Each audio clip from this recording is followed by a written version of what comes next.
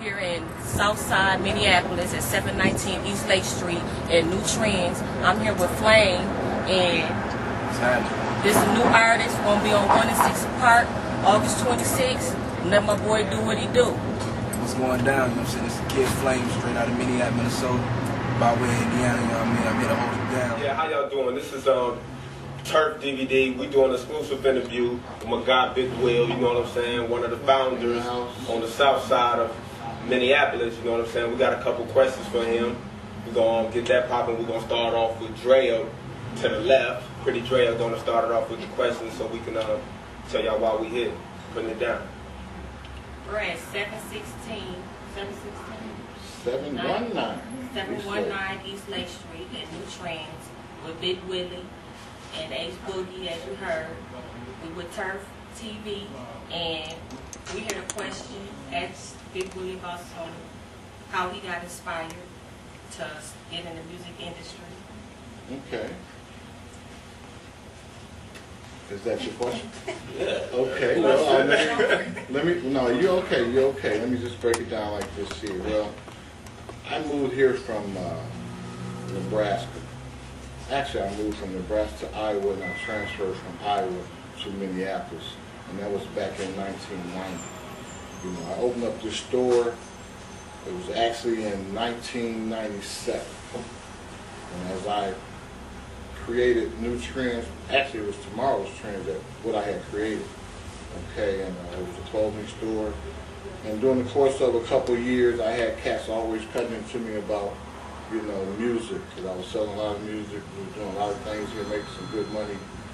And they more or less kind of geeked me up to get off into the music industry. I had listened to certain cats come in and spit a bar or two, and I liked them, and that's when I met the young kid named Cortland Davis, which is AKA Young Menace. He more or less kind of ran our studio set up down there, and I was kind of impressed with, you know, his work ethic and what he knew. It was like very intriguing to me to know that a 14-year-old can run all that equipment downstairs, you know. Right. So we went from that point and created New Trends Entertainment. And New Trends Entertainment is basically a company that is new. It's going to stay new because of the name. That's what's It's just going to stay new. So anything that's new in the game, we more or less incorporate into the store because we don't want nothing old. It's all about anything that's new. So that's how we formulated New Trends Entertainment. And during that process, I had probably about 3, maybe 4 different artists. You know, I had Young Menace, I had Young Diller, I had Humble Child, I had Casper, then I had The List. The List was consist of Young Menace, Dilla, Humble Child, and Casper and Buddha G. You know, we formulated a good team, and we did the best that we can do with what we had at that time. And now these guys are off doing other things. You know, they're not with the trends anymore. Menace, he kind of frequent the spot, but I'm moving on. I got some new cats now. Oh, that's what's up. That's what's up.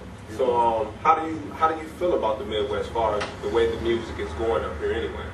Well, I listen to a lot of different promoters, a lot of different labels, you know, that complains how we're not getting together. I think it's more than just that, you know. It's a lot of things that's involved with trying to make Minnesota pop. For one, you can't continue to, you know, go to the clubs and the bars and think you're going to get on. That's not the ethic of the game here, because for one, we don't have radio anymore. You know, we don't have B96, we don't have KDWB, we don't have KMOJ. And without radio, what do you have? You know, so that's basically number one is what we're missing.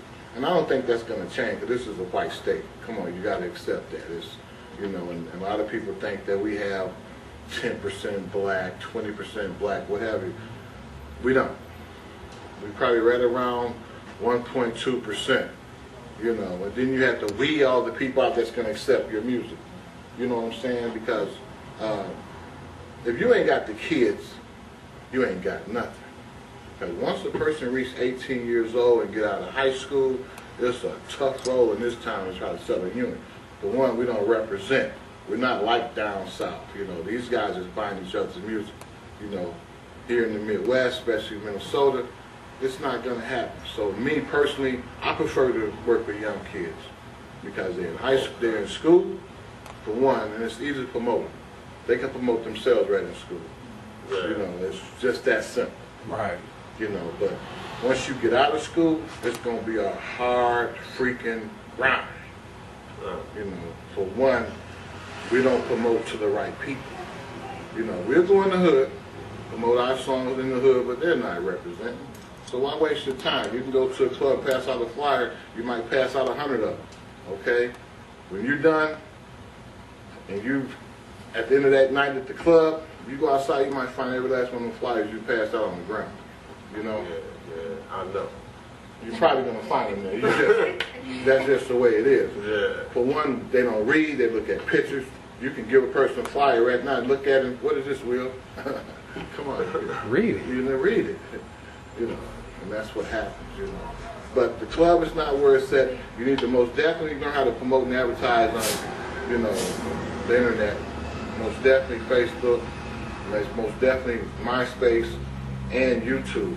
So a lot of people take their music, their videos, put it on YouTube, and that's it. And they think they're going to grab a fan base because their homies or the girls they know is going to flock in, you know, to their music.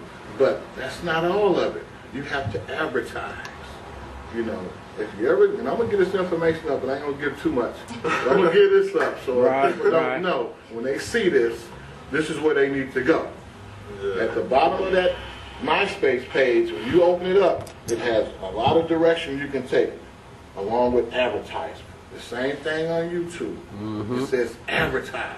Okay, some kids came into the store and was mad because the guy, Big Hamp, a little kid doing this hamp dance, he blew up off of a single.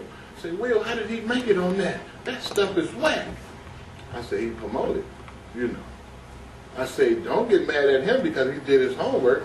You guys want to promote yours by just throwing it on YouTube and just thinking people are going to go to it because it's there.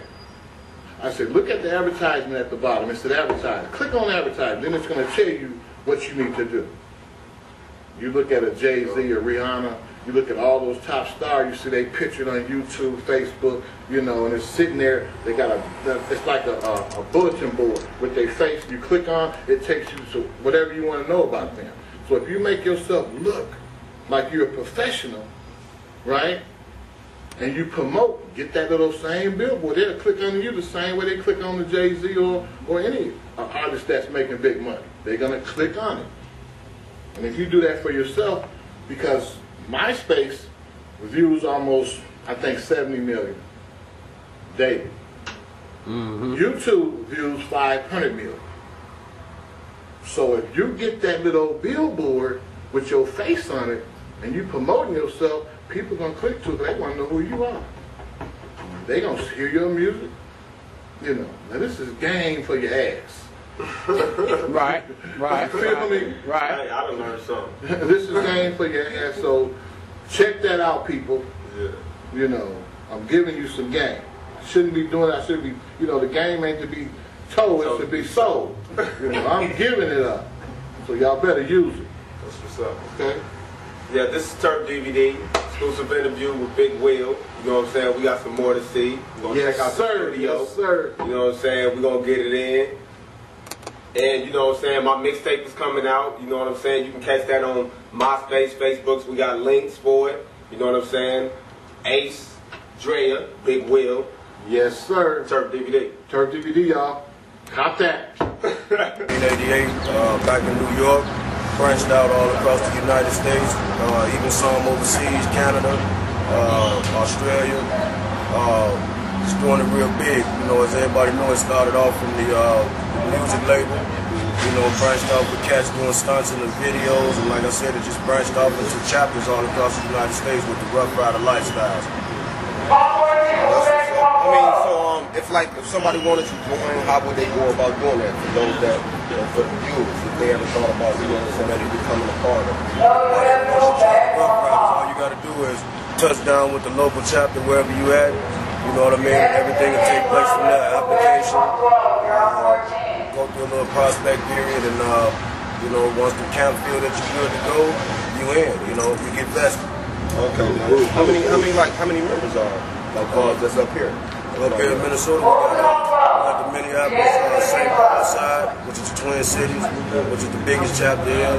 It's like about 30 of us here. And then we got a chapter in Mankato down south. It's about 10 of them down there. Okay, yeah. Oh, that's what's up. That's what's up. Yeah. These are some of the members. Right. Back here, got my state rep back here, Smooth. Okay, That controls all of the action in the state. Cool. Now, with that said, Y'all doing? Ruffrider. mobilize 8 guys to go to Afghanistan. What's going on? We out here, Turf TV, you know what I'm saying, with the Ruffriders. Minnesota, baby.